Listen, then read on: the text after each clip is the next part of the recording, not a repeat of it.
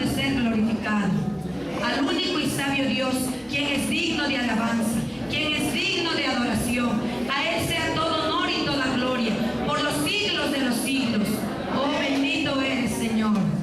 Oh, Señor Jesús. Santo, santo, santo.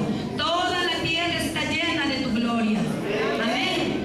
Oh, precioso. Eres grande, mi Señor. Oh, exquisita presencia del Señor. Disfrute de la presencia del Señor, mi hermano. La presencia del Señor está aquí. Es manifiesta en el abrazo de su hermano. Amén. La presencia del Señor está aquí, mi hermano. Aleluya. No olvidemos, mi hermano, Él es fiel. Él es fiel con nosotros. Él no ha olvidado a su pueblo. Muestra de ello es que Él está aquí para amarnos. Él está aquí para bendecirnos. Él está aquí para cuidarnos. Amén. Gloria a Dios. Bendito es el Señor. Aleluya. Los jóvenes, no se olviden, invoquemos el nombre del Señor. Necesitamos invocar el nombre del Señor. Aleluya. Oh, Señor Jesús.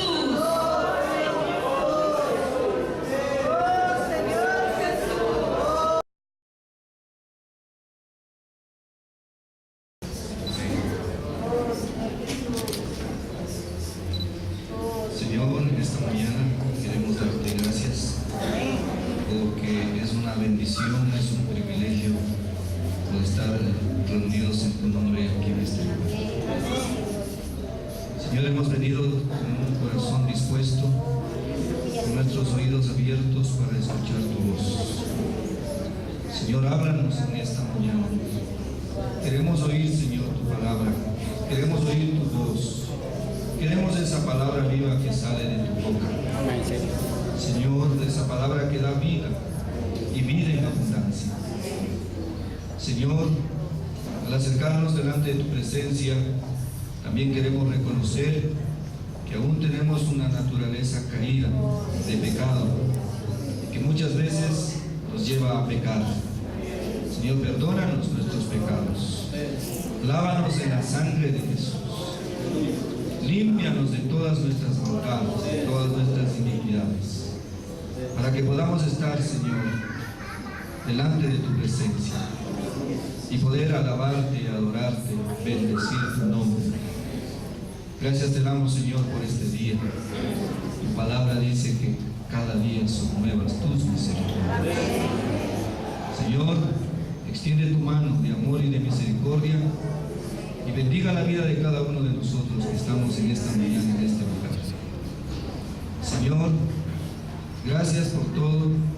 Queremos poner esta reunión en tus manos. Señor, prepara nuestra mente, nuestro corazón. Y te damos gracias por todo en el nombre de tu Hijo amado Jesucristo. Amén. Amén. Decimos amén, hermanos. Por favor, tomen sus asientos. Amén.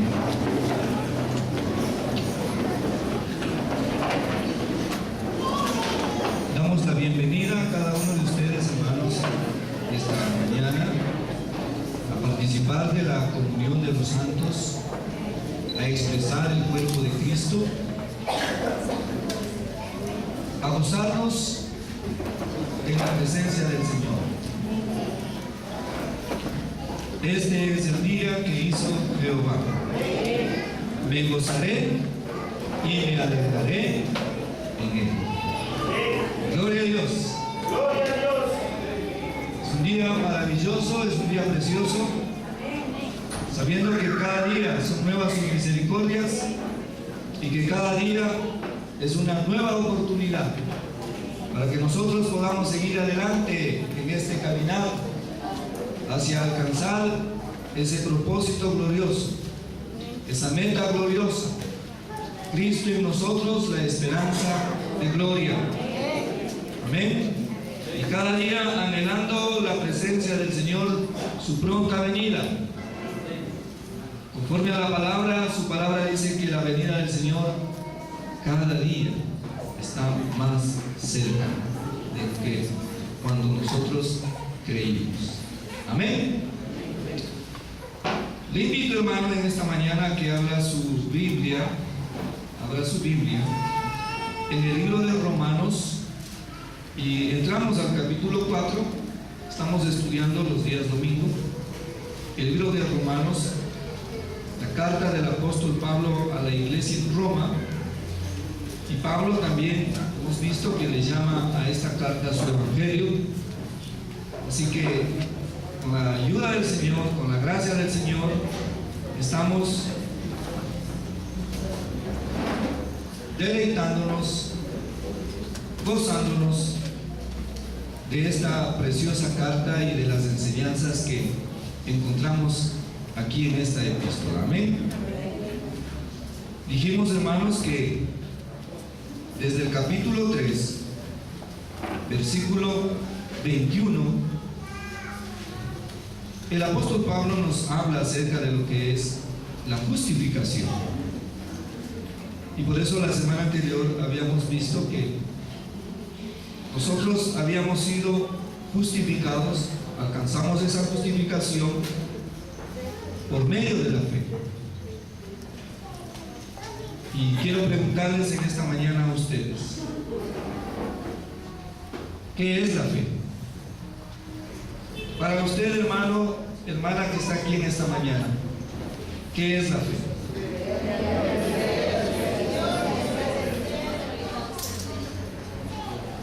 Amén, hermanos, es verdad. La fe dice que viene por el oír, y el oír por la palabra viva que sale de la boca de Dios. Para que nosotros podamos tener fe, es necesario oír la voz de Dios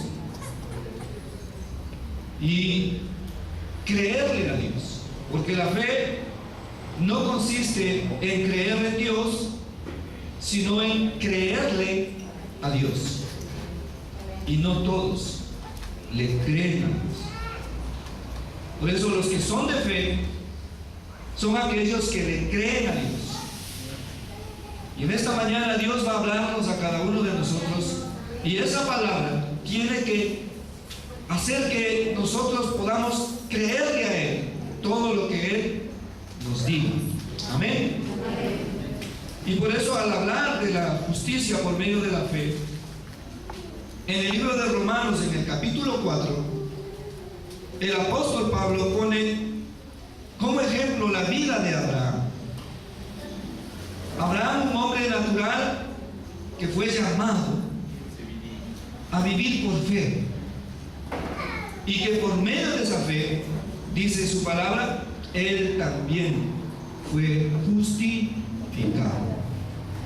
Acordémonos, hermanos, que cuando el hombre pecó en Edén, el hombre había quebrantado la ley de Dios al desobedecer el mandamiento de Dios. Y por otro lado, vimos que el hombre, al comer del fruto del árbol de la muerte, dice la palabra de Dios que en el hombre entró el pecado y la muerte. Entonces el hombre tiene dos cosas que resolver delante de Dios. Por una parte, el quebrantamiento a la ley de Dios, y el resolver esa situación, la Biblia le llama la justificación, porque es un problema legal, es un problema judicial que está en el tribunal de Dios. Amén. Y por el otro lado, Dios también, para salvarnos a nosotros, tiene que tratar con el pecado y la muerte. Amén. Le damos una ofrenda de palmas al Señor en esta mañana. Gloria a Dios.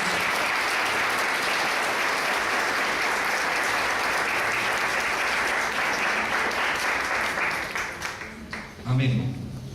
Ahora sí, hermano, le invito a que leamos en el capítulo 4.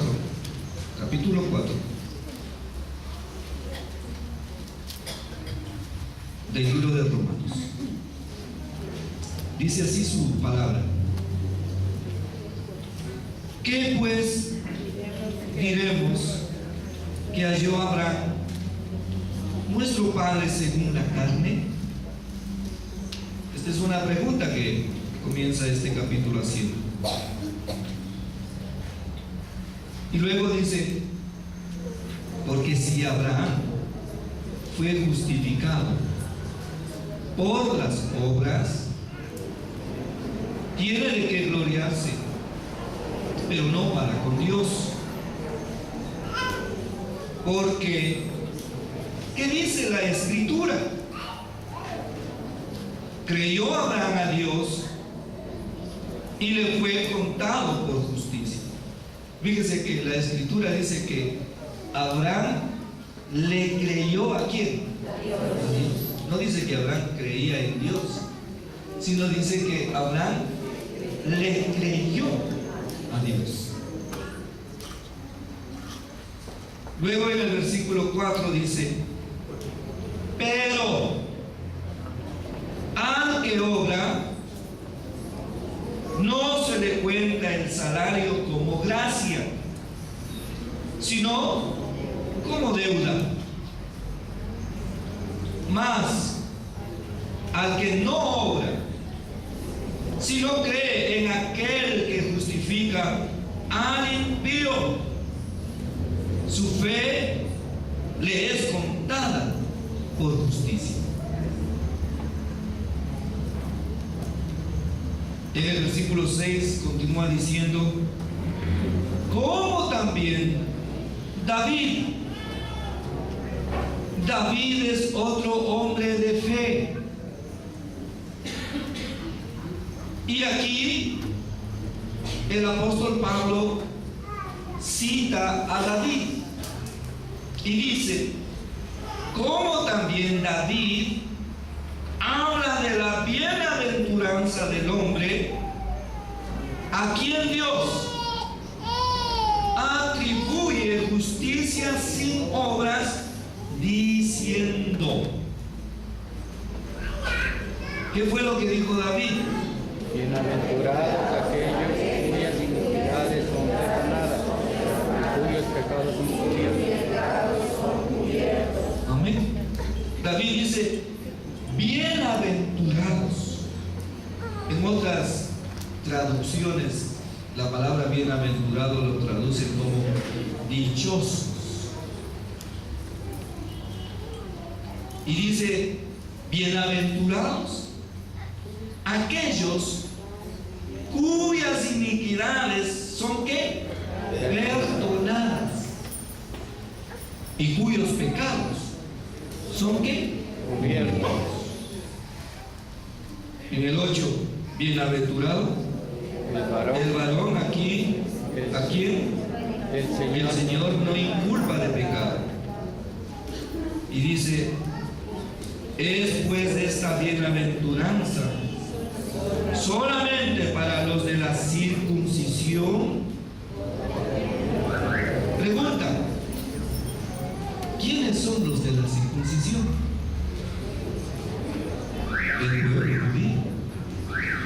Usted sabe que el pueblo judío son los que, como señal del pacto, ellos debían circuncidarse. Las otras naciones, las naciones gentiles, nunca practicaban esta situación de la circuncisión. Pero el pueblo judío, los varones, debían circuncidarse a los 8 días, y esa era una señal de que ellos eran el pueblo de Dios y que como pueblo de Dios tenían un pacto con Dios. Amén. Ahora, aquí dice Pablo,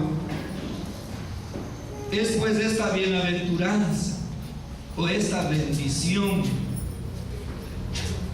solamente para los judíos, o sea, para los de la circuncisión,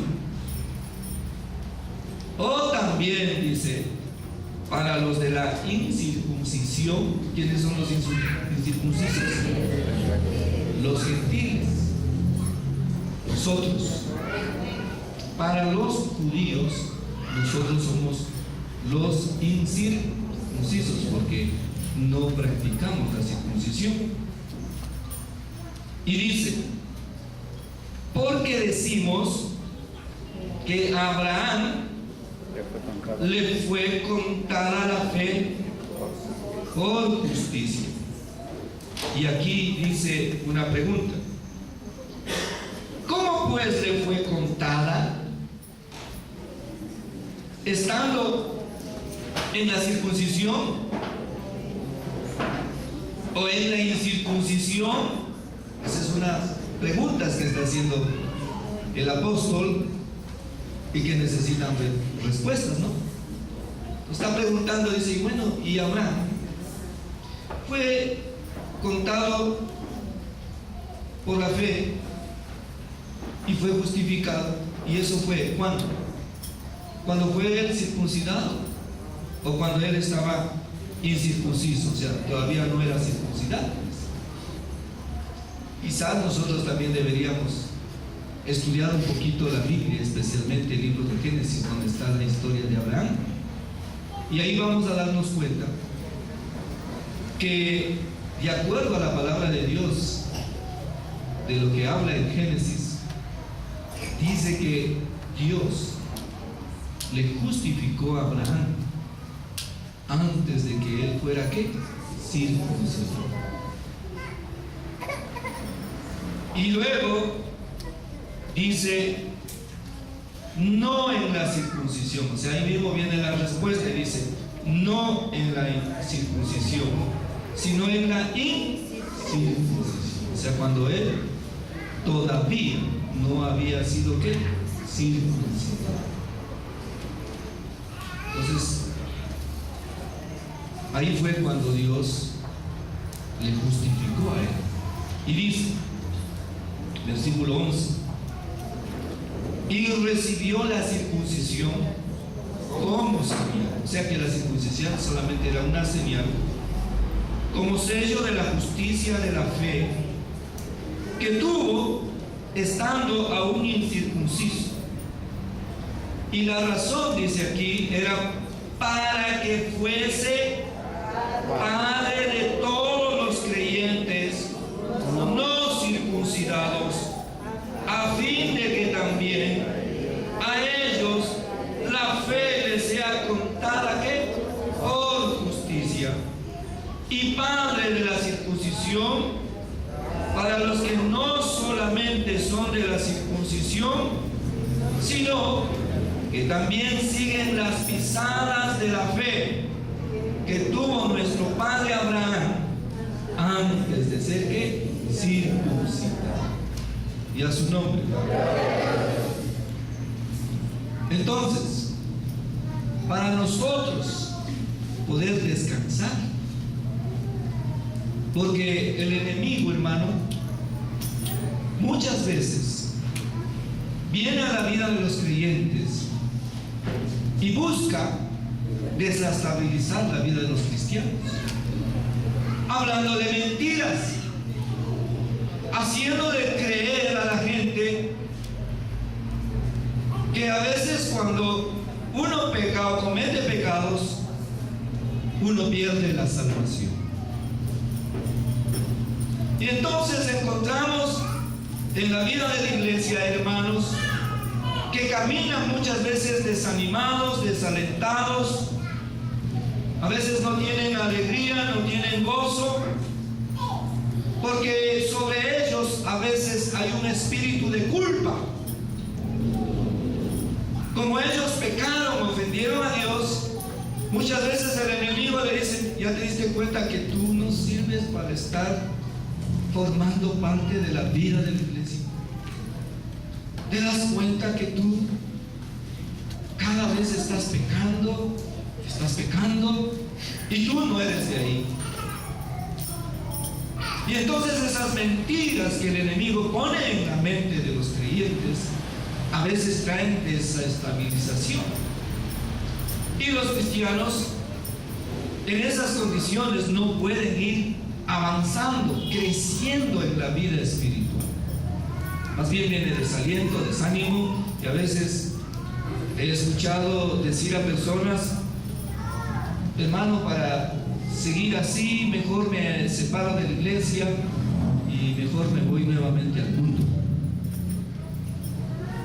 Cuando esto sucede es porque el enemigo ha logrado su propósito. Y entonces aquí el apóstol Pablo, después de habernos explicado lo que es la justificación, y que gracias al sacrificio de Cristo, a la redención que Cristo hizo en la cruz del Calvario, y al habernos comprado a precio de sangre, fuimos nosotros justificados. Pero como todo esto no se ve, y que todo esto nosotros tenemos que creerle a Dios, y por eso se llama fe, porque no vemos. Y para que nosotros no andemos dudando, ¿seré salvo? En verdad, Dios me habrá justificado. En verdad, ya no tendré nada que ver con la condenación, con el lago de fuego. Entonces ahora, el apóstol en el capítulo 4 nos empieza a poner ejemplos de cosas visibles. Porque para entender las cosas invisibles, como dice Romanos mismo, su eterno poder, su deidad, las cosas que son del Espíritu, dice, las podemos entender por medio de las cosas visibles, de las cosas creadas, las cosas que Dios ha hecho. Y por eso nos está poniendo ahora el ejemplo de Abraham, y de cómo también Abraham no solo que vino a ser padre del pueblo judío, sino que también Abraham viene a ser nuestro padre para todos los creyentes. Porque Abraham no es padre para la gente que está ahí afuera sin Cristo. Abraham es padre para todos los cristianos, para todos los creyentes.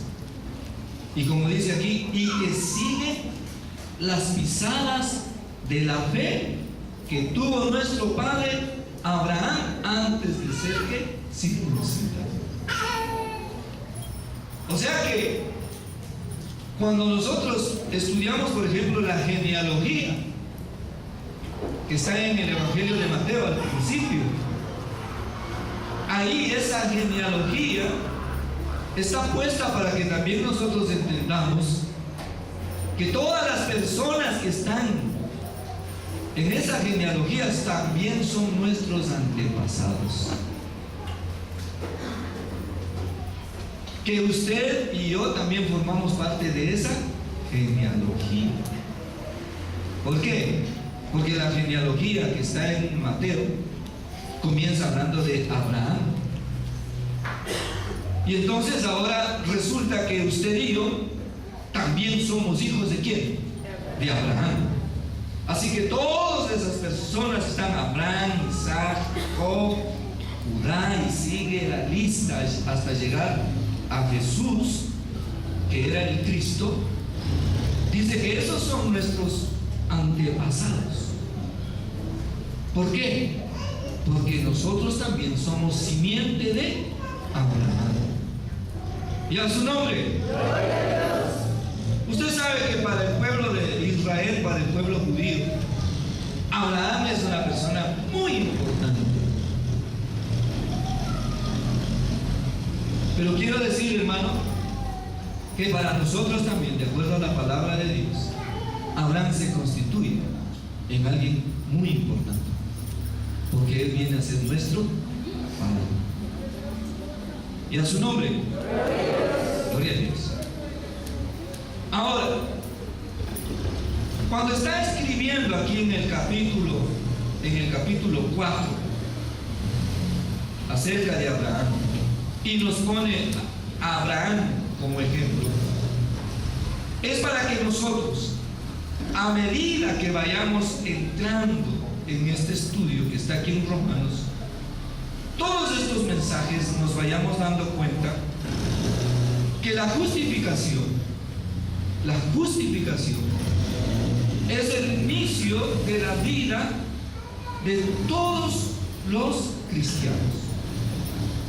Es decir, que la vida cristiana empieza cuando nosotros alcanzamos esa justificación. La justificación no es el final, sino es el comienzo de la vida del creyente. Y aquí en la justificación es importante que nosotros también tengamos que ver que está relacionado con el asunto de los pecados. Los pecados. Por eso, David, cuando habla aquí, en el versículo 6, dice, como también David habla de la bienaventuranza del hombre a quien Dios atribuye justicia sin obras, diciendo, ¿qué es lo que dijo David? Bienaventurados aquellos cuyas iniquidades son ¿qué? Perdonadas. Hasta ahí nomás. Las iniquidades se refieren a los pecados. Y usted debe ir aprendiendo, hermano, que en la Biblia los pecados son perdonados. El pecado, en singular, el pecado no es perdonado. El pecado tiene que ser echado fuera, eliminado de cada uno de los creyentes. Por eso usted debe hacer esa diferencia: pecados y pecado. Pecado, nuestra naturaleza caída, esa naturaleza que recibió Adán cuando comió el fruto del árbol que Dios le dijo que no comiera. Entonces, esa naturaleza que se transmitió luego a todos los hombres, a todos los seres humanos, y desde el vientre de nuestra madre, como dice David dice que desde el vientre de nuestra madre, dice, en pecado me concibió ¿qué? Mi madre. Y todos desde ahí ya venimos trayendo la naturaleza de pecado. Ahora, mientras estamos nosotros aquí en este cuerpo, dice que el pecado es cubierto. Porque aquí dice, bienaventurados aquellos cuyas iniquidades, ya sabemos que las iniquidades son los pecados, son perdonados, y cuyos pecados, o sea, el pecado, ahora aquí tiene que ver con el pecado, dice, son ¿qué? Cubiertos. Ahora, en el Antiguo Testamento encontramos muchas figuras.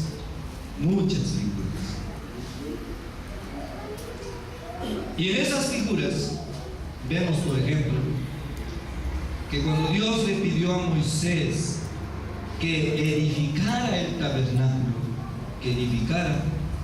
tabernáculo, había muchos muebles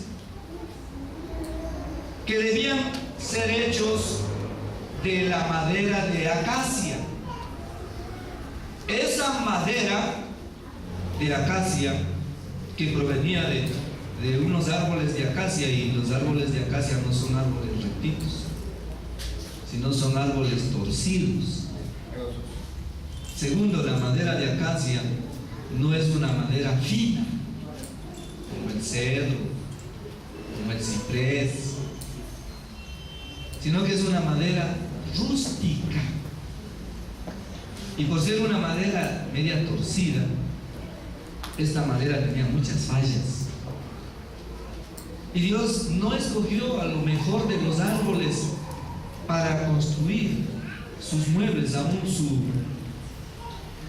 su arca, sino que escogió un árbol torcido y lleno de fallas. Porque esos árboles torcidos y llenos de fallas, en realidad somos nosotros. ¿Cuántos dicen amén? Amén. Que usted a veces se crea que es un árbol recto, que a veces así somos nosotros. Nosotros nos creemos árboles rectos y de madera fina. Y cuando los hermanos se creen que son árboles rectos y de madera fina, empiezan a mirar a los otros y dicen: estos son árboles de acacia, y los menosprecian. Y ese es un error, porque Dios quiere que entiendas que si tú te crees un árbol recto y de madera fina, no vas a formar parte del propósito de Dios. ¿Y cuál era el propósito de Dios en el Antiguo Testamento? Construir su casa, su tabernáculo. Amén. Ahora, ¿qué pasaba con esa madera? Dios le dijo: quiero que de estos árboles torcidos y de esta madera rústica vas a construirme los muebles que van a formar parte de mi casa. Y aún el arca donde él iba a morar iba a ser hecho ¿de qué? De esa madera de acacia. Pero aquí viene lo que quiero compartirle a ustedes en esta mañana. Pero estos muebles no iban a ser vistos tal como eran de madera rústica, sino que esta madera debía ser cubierta con láminas de oro, de manera que los muebles, cuando los sacerdotes y el sumo sacerdote entraban al lugar santo, y una vez al año entraba el sumo sacerdote al lugar santísimo, veían que los muebles eran de oro. No se veía la madera, porque estaba ¿qué? Cubierta. Tenía una cubierta. La madera, la naturaleza humana, la madera iba por dentro, pero estaba ¿qué? Cubierta. Todas las fallas no aparecían, no se podían ver. Esa madera rústica no aparecía. Lo que se veía era el oro que cubría los muebles. Y por supuesto que cuando usted veía el mueble, usted quedaba impresionado, impactado por la hermosura, por la belleza con la que se veía cubierto el mueble. Y a su nombre. Ahora mire, nuestras iniquidades son perdonadas, pero nuestro pecado es cubierto. No dice que es perdonado. Es decir, el oro en la Biblia, que representa la naturaleza divina de Dios, la gloria de Dios, es lo que va a cubrir nuestra naturaleza ¿qué? Caída. Por eso la santificación, que es el oro, cada día tiene que ser puesta sobre la madera para que ya no se vea las fallas, sino se vea ¿qué? La gloria de Dios. Cuando ustedes, hermanos, miran mis fallas, mira, ahí está una falla del pastor. Mira, el pastor ya hizo esto. Es porque en esa área todavía no está ¿qué? Cubierto. Quizás alguien dirá: oye, el pastor me gusta, qué bonito. Es porque usted está viendo ¿qué? El área que está cubierta. ¿Me entiende? Pero cuando mira mis debilidades, mis fallas, mi naturaleza rústica, entonces es porque Dios le está permitiendo ver que todavía en esa área no ha sido ¿qué? Cubierto. Y a su nombre. Dios una ofrenda de palmas al Señor. Aleluya, gloria a Dios.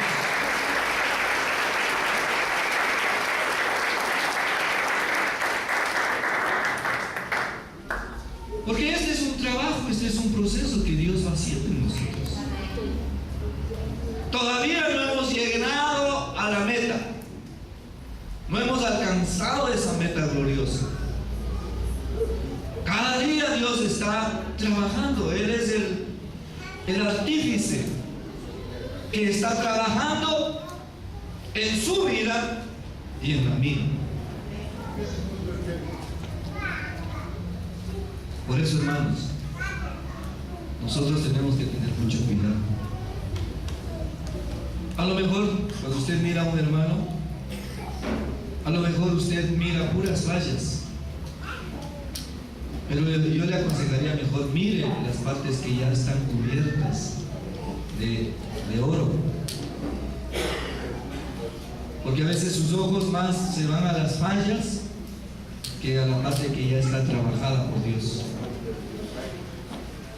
Y ese es el problema que nosotros tenemos, porque nosotros somos así, debido a que todavía en nosotros hay mucho de la parte caída. Lamentablemente nuestros ojos miran solo lo negativo y no vemos lo positivo, la obra positiva que ya Dios ha hecho en nosotros. De todas maneras, en esta mañana, hermanos, quiero decirles que si usted se mira, usted va a encontrar que ya Dios ha hecho muchas cosas en su vida. Y usted debe darle gracias a Dios por las cosas que ya Dios ha hecho en su vida, y debe orar y pedirle al Señor que el Señor continúe ese trabajo en su vida. Cada día Dios tiene que ir avanzando la obra, y esa es nuestra esperanza. La esperanza es el futuro, que un día yo me pueda hacer un mueble que forme parte del tabernáculo, del templo. Voy a hacer un mueble que ya esté terminado, cubierto de esa naturaleza divina, de esa naturaleza gloriosa. Y a su nombre, voy a darle una ofrenda de palmas al Señor en esta mañana.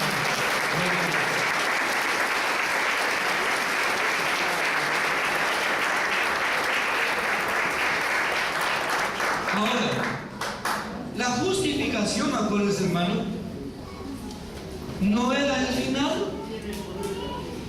La justificación es que es el inicio, es el comienzo, es el principio, cuando Dios empieza ahora a trabajar en nuestra vida.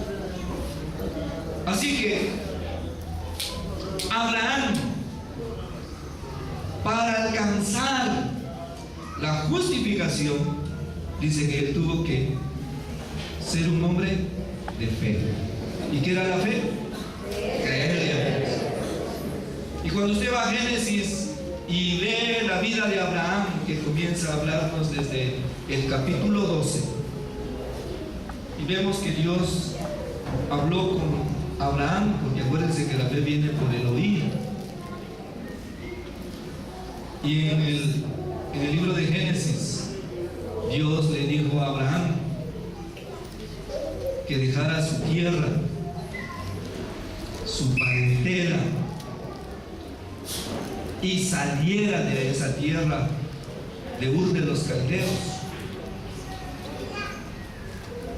Ur de los Caldeos era una tierra llena de demonios,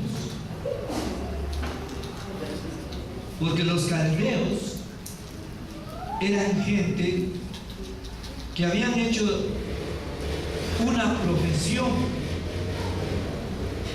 todo lo que es brujería, hechicería, la astrología, toda esa clase de cosas que aborrece Dios, porque Dios aborrece eso. Caldea era un lugar famoso. Y todo el mundo vivía en Caldea de esa clase de negocios. Y yo no sé, no puedo decirlo, pero Abraham vivía en ese ambiente.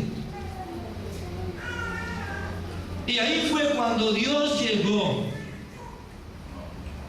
Y a veces cuando miro los versículos, a veces me atrevo a decir, porque dice que Dios no escoge lo mejor.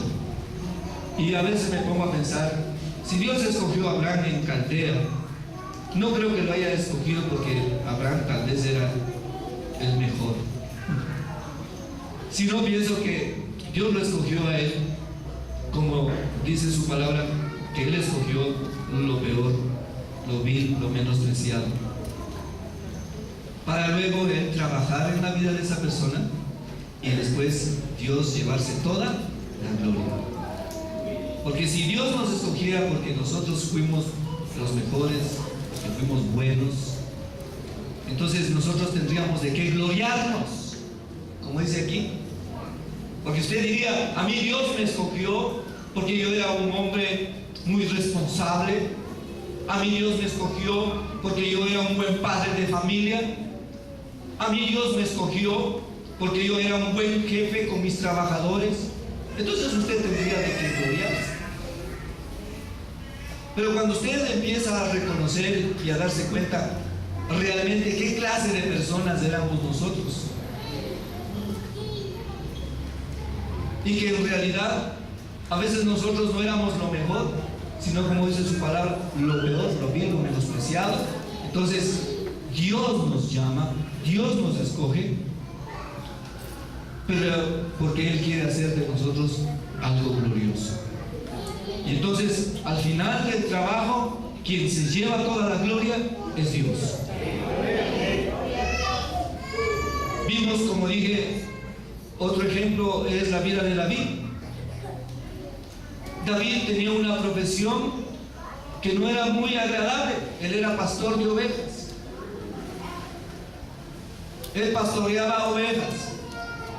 Y dice la palabra de Dios que Dios le llamó a David, le sacó a David detrás de la manada, detrás de la majada de las ovejas. Imagínense.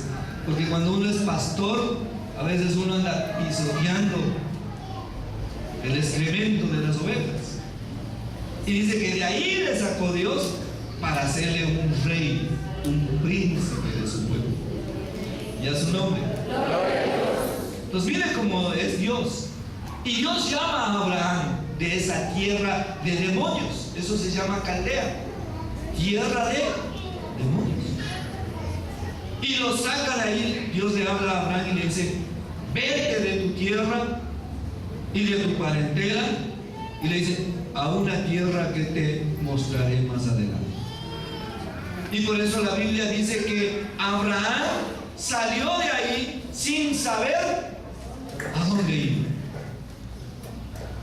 Ahora yo le pregunto en esta mañana, ¿por qué cuando Dios le llamó a Abraham, ni siquiera le dijo a dónde le iba a llevar? Usted se preguntará, ¿por qué? Porque Abraham salió como un cieguito. ¿Y ahora a dónde voy? Porque bueno, cuando usted hace un viaje y sabe a dónde va, bueno, pues no hay problema. Pero hacer un viaje sin saber a dónde voy. Y dice que salió Abraham sin saber a dónde iba. Y yo me preguntaba, ¿por qué Dios no le dijo a dónde tenía que ir Abraham? Y la respuesta es muy simple. Primero, porque Dios quería que Abraham fuera un hombre de fe y que él dependiera, cada paso que él iba a dar, dependiera de Dios. Usted sabe que cuando el hombre pecó en Edén, el pecado hizo que el hombre se independizara de Dios. Y desde ahí el hombre siempre ha vivido una vida independiente de Dios. El hombre sin Dios es un hombre independiente. Él vive y hace lo que bien le parece. Y nadie le puede decir nada. Si él quiere, se va de viaje o no se va de viaje, pero nadie puede decir a él lo que tiene que hacer, porque él lleva una vida que independiente. Pero cuando uno va entendiendo que Dios nos ha llamado, como Dios le llamó a Abraham, lo primero que Dios busca es que nosotros empecemos a depender de ¿quién?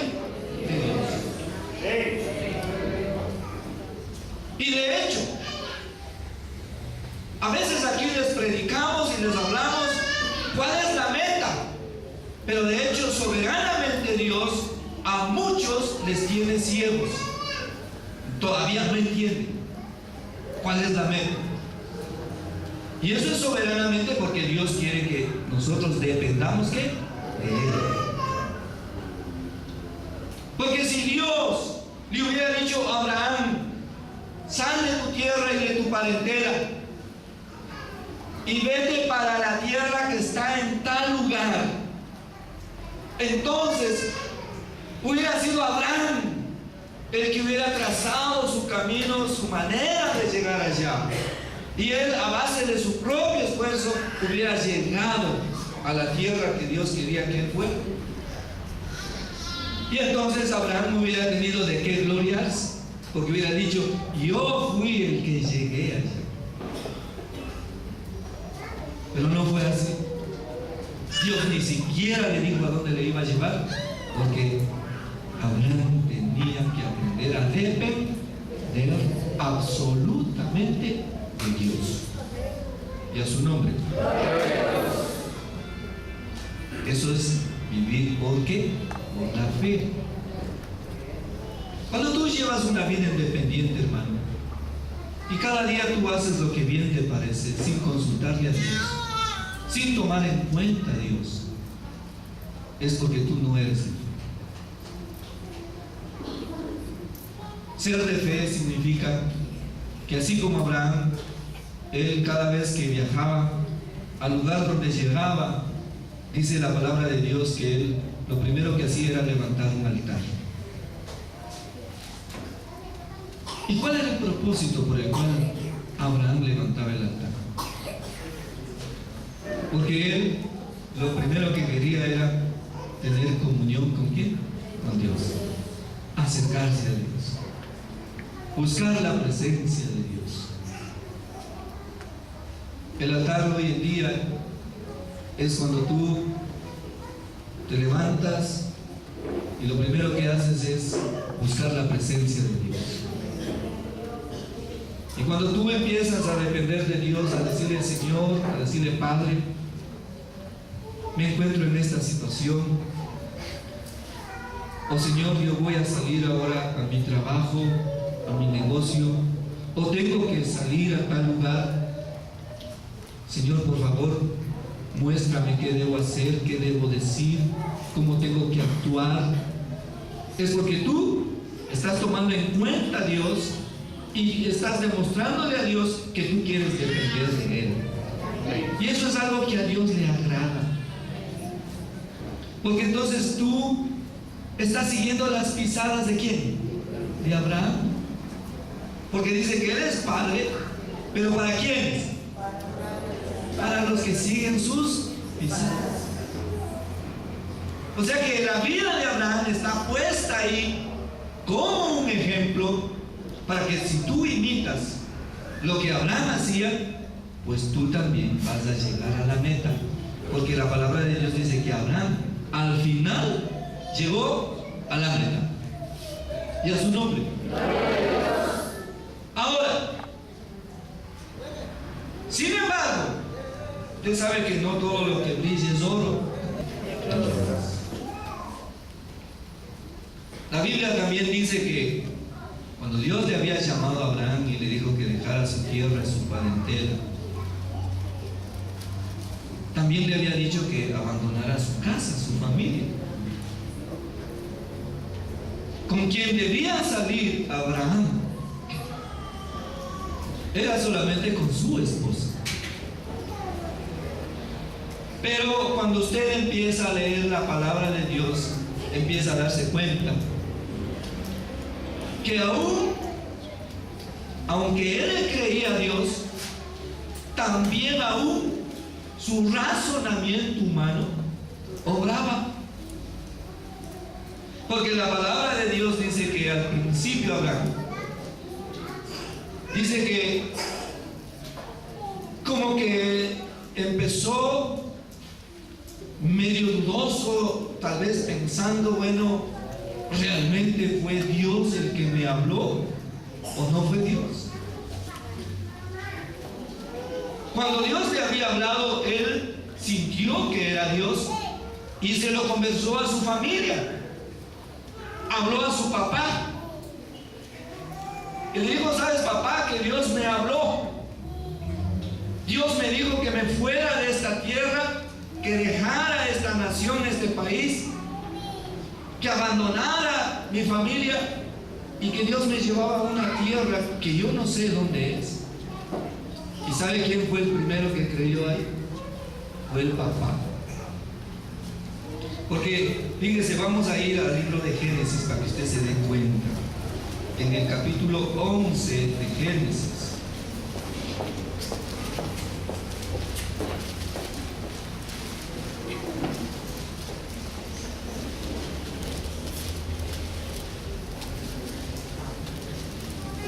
En el capítulo 11 de Génesis, el versículo 27 dice: estas son las generaciones de Taré. Taré es el papá de Abraham, ¿verdad? Dice: Taré engendró ¿a quién? A Abraham.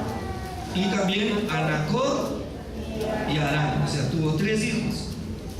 Ahora, Harán, que es el hermano de Abraham, dice que engendró a Lot. Así que Lot era su sobrino. Ahora, y murió, dice, Harán, o sea, el papá de Lot murió antes que su padre Taré en la tierra de su nacimiento, en Ur de los Caldeos. ¿Qué es Caldea? Tierra de demonios. Ahora dice: y tomaron a Abraham y Nacor para sí mujeres. El nombre de la mujer de Abraham era ¿qué? Sarai.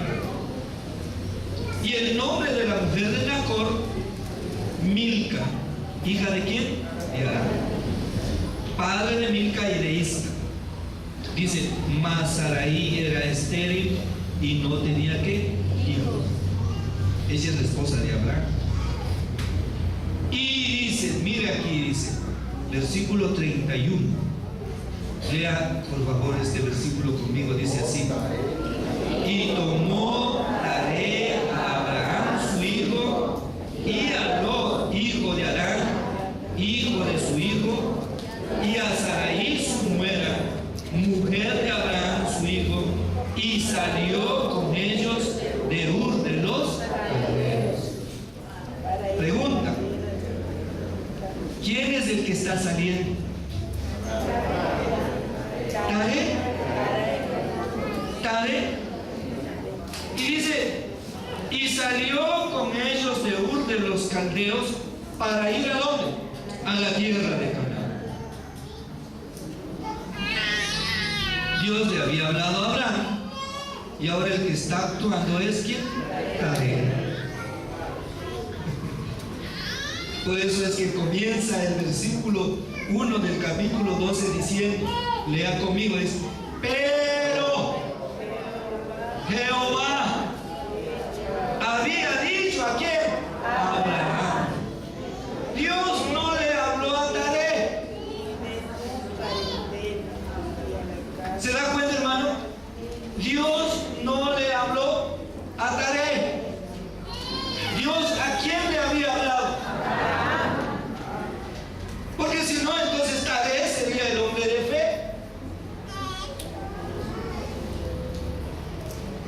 Dice que Dios le había hablado a Abraham y le había dicho: vete de tu tierra y de tu parentela y de la casa de tu padre a la tierra que te mostraré.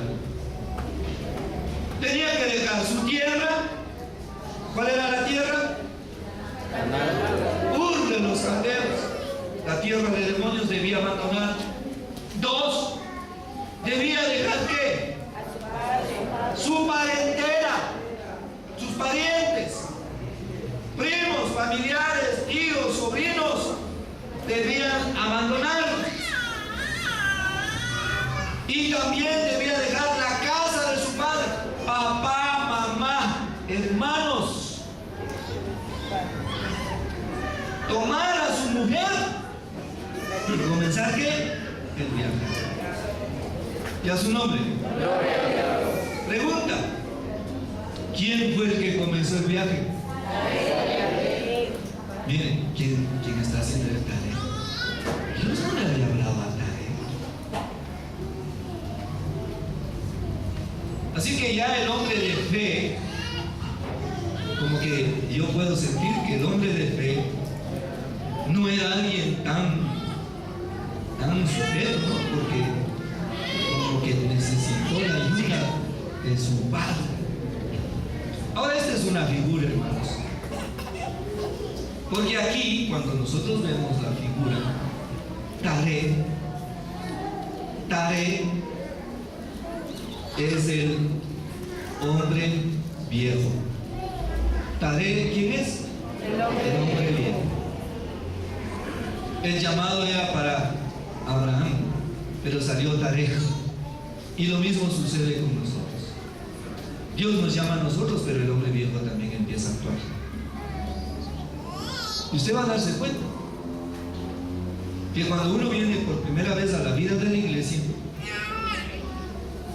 y en las cosas espirituales, el primero que empieza a actuar es el hombre viejo. No es el hombre de fe, el hombre que nació de nuevo, porque el hombre de fe es el hombre que nace de nuevo. La palabra de Dios dice que cuando usted creyó en Cristo y se bautizó, vino el Espíritu Santo de Dios y produjo en usted el nuevo nacimiento. Y ahora entonces nosotros somos hombres nuevos, pero el hombre nuevo está dentro. Y cuando venimos a la vida de la iglesia, el que primero empieza a trabajar, ¿quién es? El hombre viejo. Y es el hombre viejo el que dice: bueno, mi hermano, ¿qué es lo que hay que hacer? ¿No será tal vez de hacer así? ¿No será de hacer esto? ¿No será de hacer lo otro? Y el hombre viejo empieza a opinar en las cosas que son del Espíritu de Dios. Y es el hombre viejo el que quiere hacer las obras. Así como Taré empezó a obrar y empezó a actuar, lo mismo en la vida del cristiano es igual. Pero es así, eso es plan de Dios. Y a su nombre. Ahora, pero a la final, el hombre viejo no fue llamado a llegar a la meta. ¿Cuál es la meta? La tierra de Canaán, la tierra que fluye leche y miel. Y por eso la Biblia dice, en el versículo 32 del capítulo 11, dice: y fueron los días de Taré 205 años y murió Taré. Así que el hombre viejo tiene que morir. Muere el hombre viejo. En figura, la muerte del hombre viejo, explica más adelante que en figura sucede, o mejor dicho, empieza a morirse cuando se bautiza. Porque ahí dice que es muerte, ¿a qué? Al hombre viejo, y resurrección para el hombre nuevo. Ahora, luego, si usted ve, Abraham continúa el viaje. Se murió ya el papá, pero Abraham todavía iba llevando a su sobrino Lot. Él no quería desprenderse. Dios le había dicho: deja tu tierra, deja tu parentela, deja la casa de tu padre. Pero él seguía llevando ahí a un sobrino llamado ¿qué? Lot. Ahora, Lot, ese sobrino, la palabra Lot o el nombre Lot significa también velo. Velo. Eso significa que aunque él iba caminando, iba como un velo. Iba llevando el velo ahí. Ahora, Dios tuvo que usar a su sobrino para tratar también con Abraham. Y por eso es que más adelante en la caminata llegó un momento en que Abraham se dio cuenta que debía desprenderse de su sobrino Lot. O sea, le fue quitado ¿qué? El velo. Pero mientras iba el sobrino, eso le trajo muchos problemas. Le trajo muchos problemas. Lo mismo sucede con nosotros. Nosotros queremos seguir al Señor, pero dentro de nosotros también va Lot. Andamos ciegos, no alcanzamos a ver la parte espiritual, miramos solamente la parte humana, carnal, caída. Y Dios usa a Lot para tratar con nosotros. Entonces, eso nos va a traer pruebas, tribulaciones, sufrimiento, hasta que el velo no sea ¿qué? Quitado. Y a su nombre. Así que el hombre de fe, Abraham, no es como a veces, usted sabe que la iglesia evangélica le pone a Abraham como una cosa pero preciosísima. Abraham, el hombre de fe. Bueno, el hombre de fe tuvo que ir aprendiendo primero a creerle a Dios, segundo, a depender de Dios, y tercero, él fue aprendiendo que todas las cosas, como dice la palabra de Dios, aunque a veces nos equivocamos, pero todas las cosas nos ayudan para bien. Así que no te preocupes, tú has sido llamado a la vida de la iglesia. Ahora tú estás aquí, quizás tú vienes trayendo muchas cosas negativas en tu vida, y quiero decirte que Dios va a usar todas esas cosas negativas para tu perfección. Y a su nombre. Gloria a Dios. Denle una ofrenda de palmas al Señor.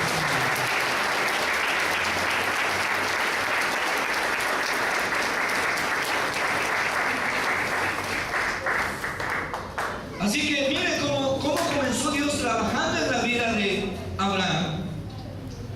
Para más adelante él dice ser justificado. Y dice que Abraham en su caminata, él llegó a un lugar llamado Betel. Y Dios le dijo, bueno, hasta aquí vamos a hacer un descanso. Y de pronto en Betel, Abraham siente como que el Señor le ha dejado por un tiempo. Y es plan de Dios, porque muchas veces Dios en nuestra caminata, Él también, Él te está llevando por el camino tomado de la mano, pero tienes que saber, hermano, que así como cuando un padre, su hijo está aprendiendo a caminar, le toma de la mano y le empieza a dar los primeros pasos, menos pensado, el papá suelta la mano del Señor. Y cuando el hijo siente que el papá le suelta la mano, se asusta. ¿Y ahora qué voy a hacer? ¿Qué hago? ¿Voy para allá o me regreso? ¿Verdad? A veces en la vida de los cristianos es igual. Dios también. Cuando tú entras en este camino, Dios te toma de la mano. Tú sientes la presencia del Señor. Sientes que cada día Dios está contigo. Y te sientes alegre, gozoso, cantas, alabas al Señor, bendices el nombre del Señor. Pero luego en la caminata, Dios, por un momento, te suelta la mano. Porque Dios te va a enseñar que también tienes que aprender a caminar.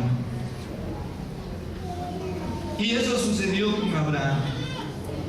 Cuando llegaron a Betel, sucede que el Señor por un momento se aparta para ver qué va a hacer Abraham, el hombre de fe.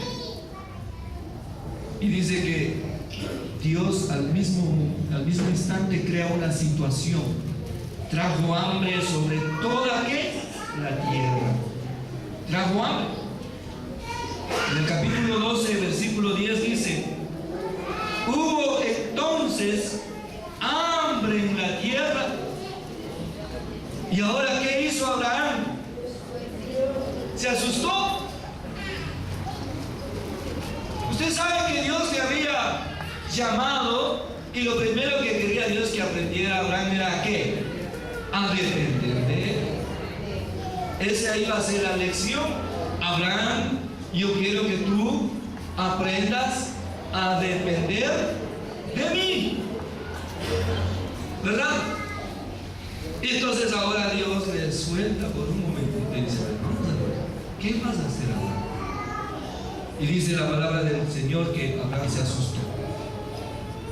No me va a morir de hambre. Dios no está conmigo. Creo que me abandonó. ¿Y ahora qué hago? Y lo primero que se le ocurrió, dijo: me voy a Egipto. Usted sabe que en la Biblia Egipto representa ¿qué? El mundo. Y a veces aquí a los Abrahames, de aquí, de pan de vida, a los Abrahames, sucede lo mismo. Dios a veces crea las circunstancias, las situaciones. Y entonces Dios dice: yo quiero que tú aprendas a depender de mí. Y cuando nosotros vemos que las cosas se ponen color de hormiga, entonces corremos ¿a dónde? A Egipto. Y ahí vamos a rogarle al banco que nos haga un prestamito, o vamos a rogarle a algún amigo, a algún pariente, si nos puede hacer un prestamito. Y empezamos a ir al mundo y tal vez a decirle: oiga, y no habrá unas horitas extras, aunque sea para trabajar. Porque creemos que la solución viene del mundo y no de Dios. Y a su nombre. Así que esta mañana no le podemos acusar a nuestro padre Abraham, porque nosotros también hacemos las mismas cosas. Así que Abraham, el padre de la fe, ahora angustiado, desesperado, toma a su mujer, toma a su sobrino y desciende. Por eso dice aquí: descendió Abraham ¿a dónde? A Egipto.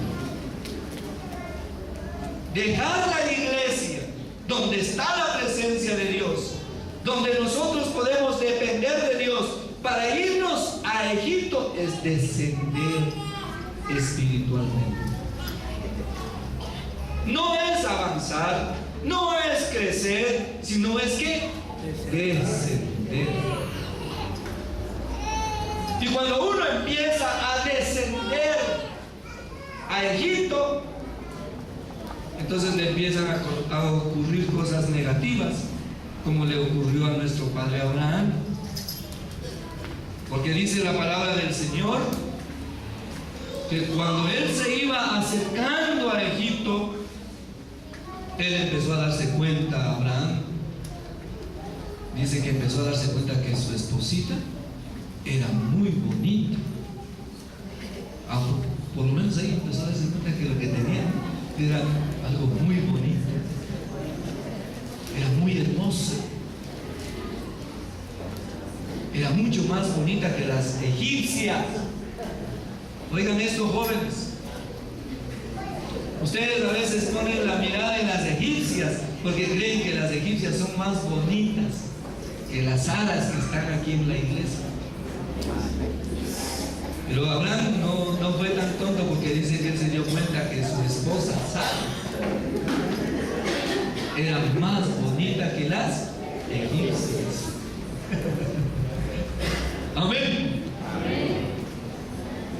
Por eso nosotros tenemos que aprender a valorar a nuestras esposas, a nuestras hermanas. Y dice la palabra del Señor que cuando vio, dice, en el versículo 12 dice, y cuando te vean los egipcios, le dijo, dirán sus mujeres, porque van a ver que era bonita, y me matarán a mí y te reservarán a ti el mí. Porque la única manera de quedarse con la mujer de Abraham era que matarla. Ángel de Abraham dijo, me van a matar a mí. Ahora le dijo, ahora pues sí, ¿qué eres qué? Mi hermana, para que me vaya bien por causa tuya y viva mi alma por causa ¿qué? De ti. Ahora, lo mismo que le pasó a Abraham con Sara es lo mismo que nos pasa a nosotros los cristianos. Lo correcto es casarse entre hermanos, no de carne y sangre, sino entre hermanos en Cristo. Porque Sara en realidad era de la misma sangre, era familia. En cierta manera, Abraham le estaba diciendo a Sara que hiciera una mentirita blanca, como nosotros le llamamos. Que diga la mitad verdad, aunque era también mentira. No le vas a decir que soy tu esposa, sino les vas a decir que yo soy tu hermano. Entonces ya él empezó a mentir para que le fuera ¿qué? Bien. ¿Cuántos Abrahames hay aquí en esta mañana?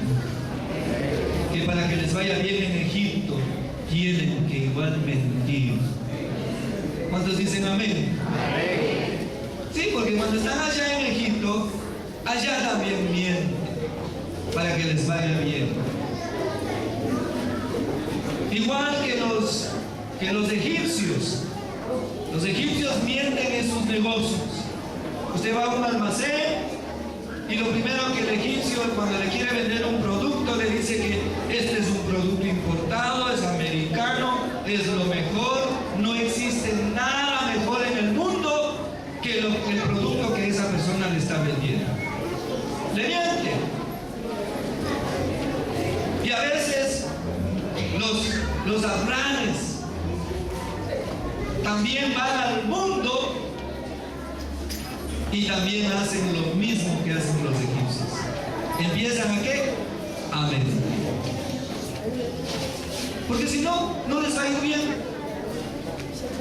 Eso dice la palabra del Señor. Así que se pusieron de acuerdo y dice que Sarai le dijo, amén, mi Señor. Porque dice que el apóstol Pedro en la carta de su carta dice que Abraham tenía a su esposa Sarai y Sarai le obedecía en todo y le decía mi Señor.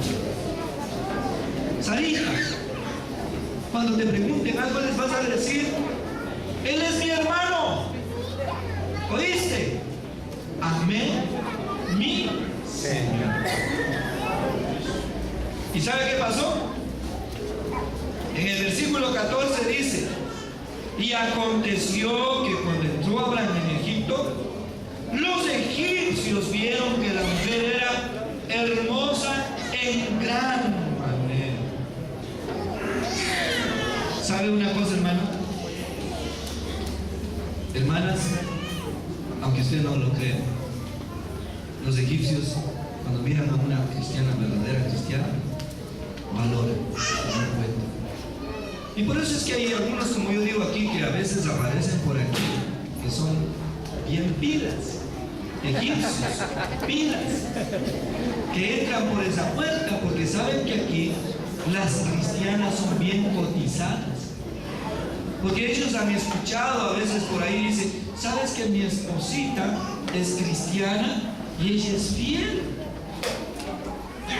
Ella no es como las otras que anda, que aunque es casada, le anda pelando el diente a los otros. Mi esposa es cristiana, me respeta, y se porta bien. Ella se preocupa de su casa, ella se preocupa del hogar. Entonces el egipcio dice, oye, ¿y dónde hay esas mujeres? Y entonces los egipcios van entrando por esa puerta y de aquí empiezan a ver a las muchachas, a las harinas. Y por eso yo les he dicho, por ahí hay algunos que vienen vestidos de oveja, no son cristianos, vienen vestidos de oveja hasta coger la ovejita, la zarita, se casan y desaparecen. Porque eso era lo único que buscaban. Ellos no venían porque amaban al Señor. Ellos no venían porque sentían la presencia de Dios en este lugar. Ellos venían porque sabían que aquí podían conseguir una sala. Y a su nombre. Así que Abraham descendió a Egipto, empezó a mentir, a engañar a los egipcios, y por eso la Biblia dice que casi se queda sin su mujer, casi perdió hasta su mujer. Ahora esa era una lección. Dios, por su gracia y su misericordia, guardó la vida de Sara, guardó la vida de Abraham, y dice que Dios, porque Faraón le había puesto el ojo a Sara, dice que Dios tuvo que tratar duro con Faraón, porque ya Sarita ya fue a vivir en la casa de Faraón, y antes de que Faraón le ponga la mano encima, Dios tuvo que tratar duro con Faraón. Y ahí Faraón dijo, ¿y por qué? Dijo, porque ella es ajena. Amén. Amén. Y dice en el 18, vamos a leer el 17, dice, mas Jehová hirió a Faraón y a su casa con grandes plagas por causa de Sarai, mujer de Abraham. Entonces Faraón llamó a Abraham y le dijo, ¿qué es esto que has hecho conmigo? ¿Por qué no me declaraste que era tu mujer? ¿Por qué dijiste, es mi hermana? Porque ya Faraón decía, cuñadito, buenos días.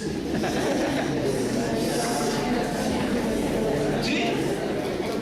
Y poniéndome, dice, en ocasión de tomarla para mí por mujer.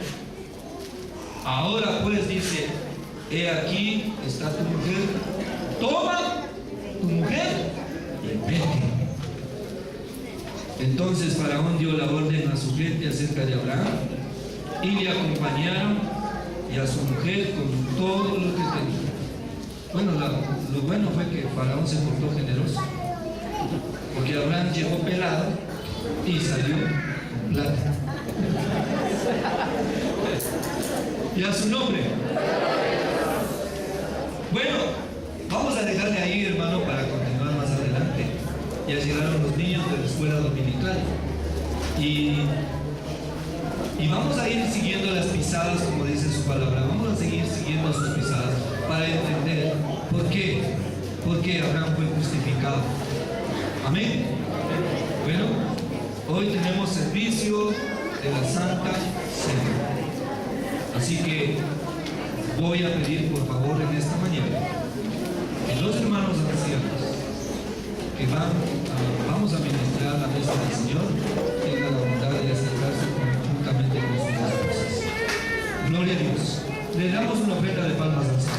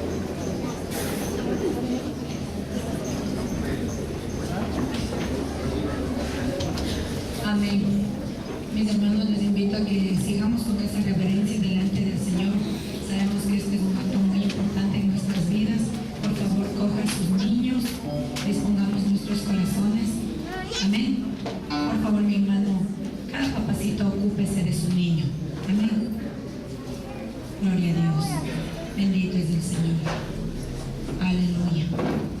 Grande es el Señor, bondadoso es Él que nos permite estar en este tiempo de gratitud hacia nuestro Dios, sabiendo que a través de la sangre de Cristo Jesús hemos sido lavados, limpiados, perdonados todos nuestros pecados. Le damos gracias al Señor por esa palabra viva y eficaz que hemos tenido en esta mañana. Sabemos que Abraham es el padre de la fe, que debemos seguir pisando esas pisadas, debemos seguir su ejemplo. Amén. Esta mañana, hermanos, vamos a ministrar la mesa del Señor, para lo cual yo le invito a que abramos nuestras Biblias en la primera carta del apóstol Pablo, primera de Corintios, el capítulo 11.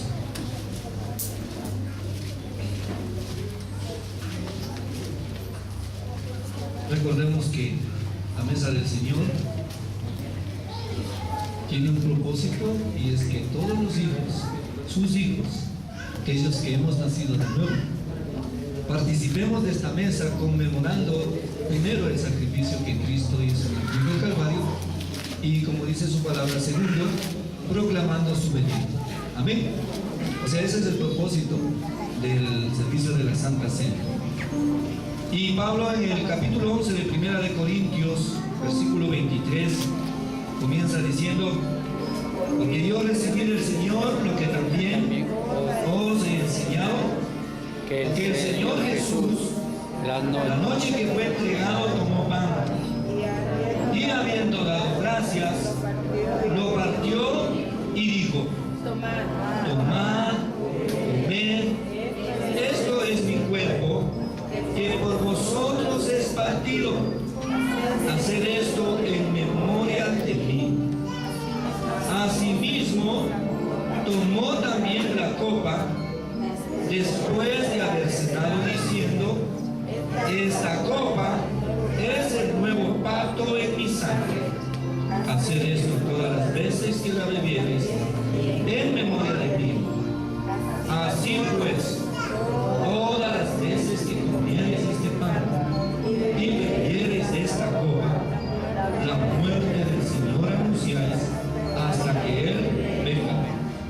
De manera que cualquiera que comiere este pan o bebiere esta copa del Señor indignamente, será culpado del cuerpo y de la sangre del Señor.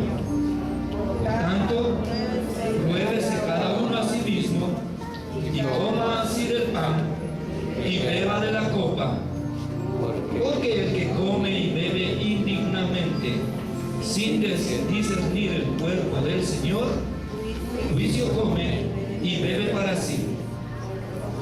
Por lo cual hay muchos enfermos y debilitados entre vosotros, y muchos duermen. Si pues nos examinásemos a nosotros mismos, no seríamos juzgados. Y siendo juzgados, somos castigados por el Señor, para que no seamos condenados con el mundo. Amén.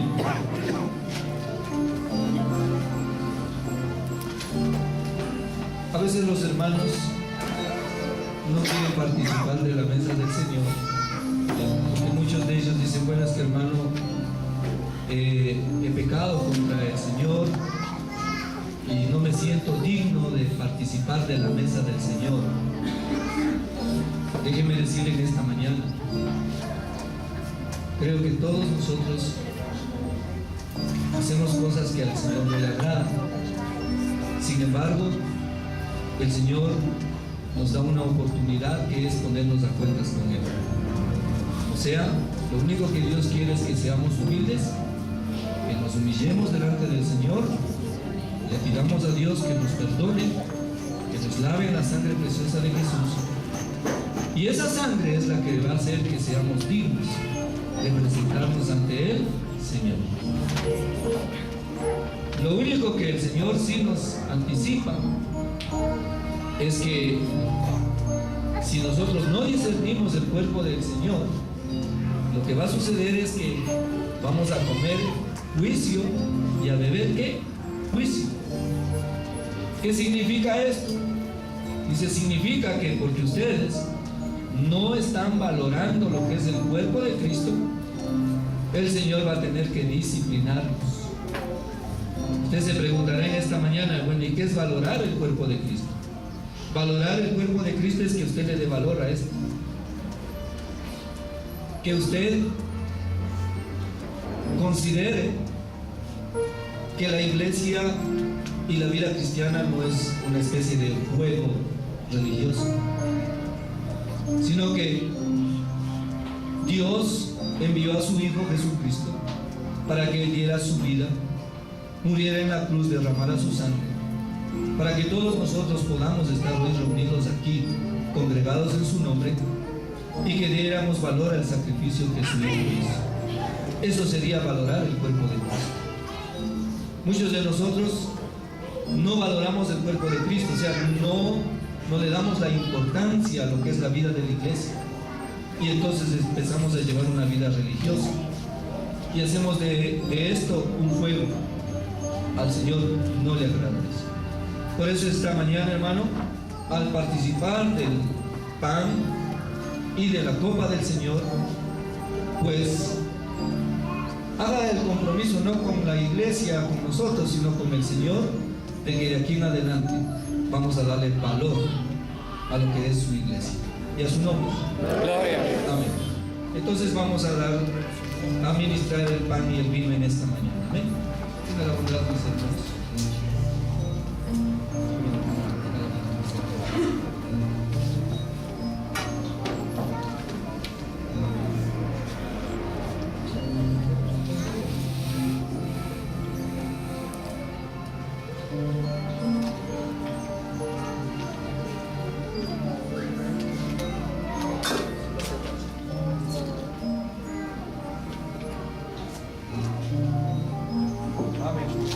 Gloria a Dios.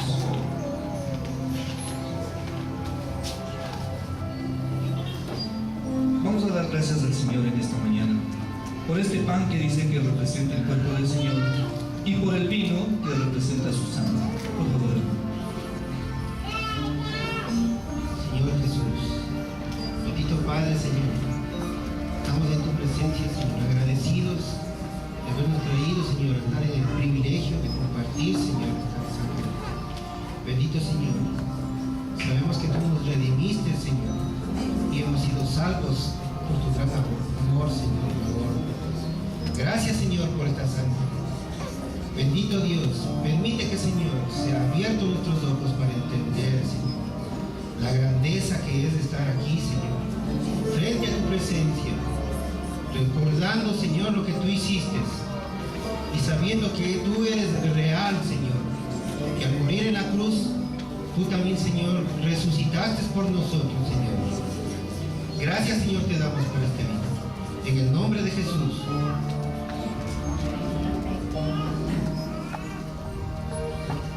Amén. Te damos gracias, Señor, por este día precioso. Gracias, mi Dios, porque nos has permitido, Señor, estar aquí una vez más en tu casa de oración, de gozo, Señor. Estamos aquí muy agradecidos de ti, Señor, por permitirnos, Señor, compartir hasta tu santa cena, mi Dios. Padre bueno, ponemos en tu presencia nuestras vidas, mi Dios, para que tú fluyas, Señor, para que tú sigas, Señor, alimentándonos de tu bendita palabra. Porque tu tiempo de venida está cerca, Señor. Gracias, Padre bueno, en el nombre de Jesús. Amén. Gloria a Dios. Por favor, hermanos, compartamos la promesa del Señor en nuestros hermanos. Aleluya. Gloria al Señor. Amén.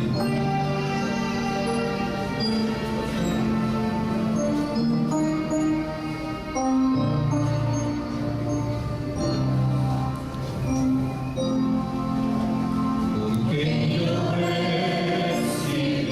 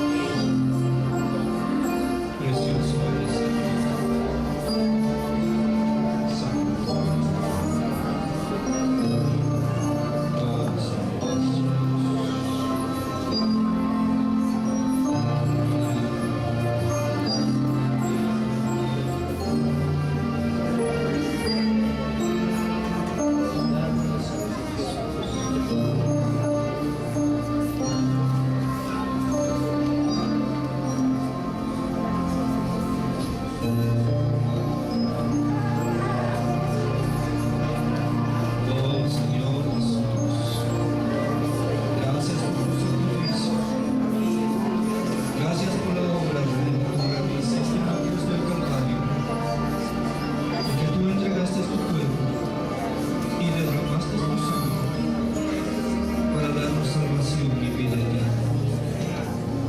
Oh Señor Jesús, grande fue tu sacrificio, Señor, en esta hora, que podamos valorarnos, Señor.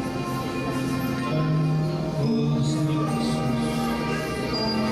somos tu pueblo, somos tus hijos, y aquí estamos delante de tu presencia.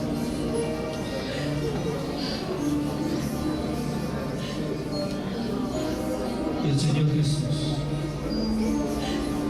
la noche que fue entregado, tomó el pan y habiendo dado gracias lo partió y dijo: tomad, comed, este es mi cuerpo que por vosotros es partido, haced esto en memoria de mí. Y asimismo tomó también la copa después de haber cenado, diciendo: esta copa es el nuevo pacto en mi sangre, haced esto todas las veces que la bebiereis en memoria de mí. Así pues, todas las veces que comiereis este pan y bebiereis esta copa, la muerte del Señor anunciaréis hasta que Él venga. Amén. Participemos del pan y del vino, hermanos. En el nombre de Jesús. Amén.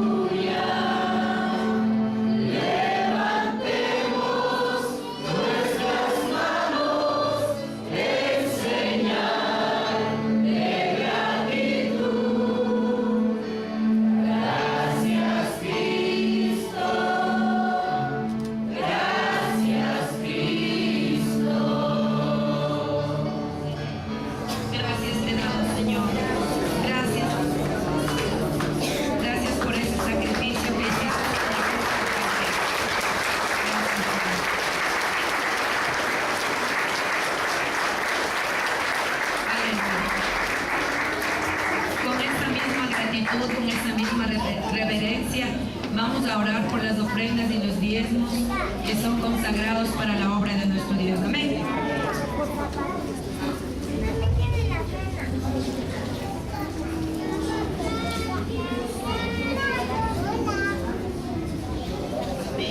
Oh Padre Santo y bueno, te damos gracias, Señor, por esta mañana preciosa, oh Padre amado, que nos has dado el pan, bendito Dios, el pan para alimentar nuestros cuerpos, nuestro espíritu, bendito Dios. Gracias, bendito Dios, te pedimos, Padre, en esta mañana que bendigas los diezmos y las ofrendas, Padre amado, porque necesitamos, Padre, continuar con su obra, Señor, porque así nos has dejado tú, Señor, que continuemos multiplicándonos, bendito está dando a conocer su palabra en todo el mundo, bendito Dios. Ayúdanos, Dios Todopoderoso, en nuestros trabajos, bendito Dios. Bendíganos, oh Dios Todopoderoso. Y gracias, bendito Dios, que lo vamos a hacer con gozo de corazón alegre, Señor, porque más bienaventurado está que recibir, bendito Padre Celestial. Gracias, Papito Dios, en el nombre precioso de tu Hijo amado Cristo Jesús. Amén.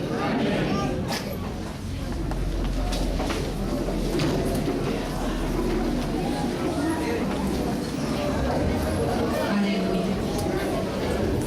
Hagámoslo con gozo, mi amado hermano. Es mejor dar que recibir. Les indicamos a nuestros hermanos que todavía la reunión no se ha acabado y que las actividades para esta semana son normales. El día martes tenemos el estudio del libro de San Pedro. Venga, mi hermano, está usted cordialmente invitado, 7:30 en la noche. El día miércoles tenemos la reunión de las damas, 3 de la tarde. Las hermanas nos estamos reuniendo. Venga, mi hermano, tenemos una visita muy especial de parte de nuestro Señor. No se pierda la reunión de damas, 3 de la tarde. Por la noche, los diferentes hogares se abren para las células. Si usted, mi hermano, aún no está asistiendo a alguna célula, comuníquese con los hermanos encargados para que usted pueda asistir. El día jueves, el ministerio de predicación, 7:30 en la noche. El día viernes tenemos células de hogar en Izama. Amén. Y el sábado los jóvenes y adolescentes se están reuniendo a las 3 de la tarde. Amén. También tenemos un anuncio de parte de los hermanos que están encargados de los jóvenes, que por favor, los jóvenes tienen los talonarios que se les dio para realizar la rifa. La rifa se retrasó, pero todavía no se la ha hecho. Va a ser la próxima semana. Les informamos que por favor los jóvenes entreguen los talonarios a mi hermano Carlitos, porque si no se van a quedar fuera y no van a poder participar. Hasta el día jueves como máximo. Amén. No olviden los jóvenes de entregar los talonarios, y si algún hermano quiere todavía los boletos, aún hay. Amén. Gloria a Dios. Les damos la cordial bienvenida a los hermanos que nos están visitando. Y como sabemos, mi hermano, también hoy día se recoge la ofrenda para los hermanos que se encuentran en necesidad. Amén. Vamos a recoger la ofrenda que lo hacemos cada primer domingo del mes. Aleluya. Si todavía no pasa por su lado el hermano Ujiel, llámele, mi hermano, para que usted pueda ofrendar. Y les seguimos recordando, la reunión todavía no se ha terminado.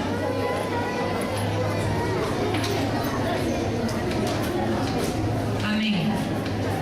Las hermanas Ujieres van a pasar por su lado, mi hermano. Podemos ofrendar para los hermanos que se encuentran en necesidad. Usted sabe, mi hermano, que esta ofrenda se la ha hecho llegar a cada hermano que ha pasado por una situación difícil. Amén. Gloria a Dios.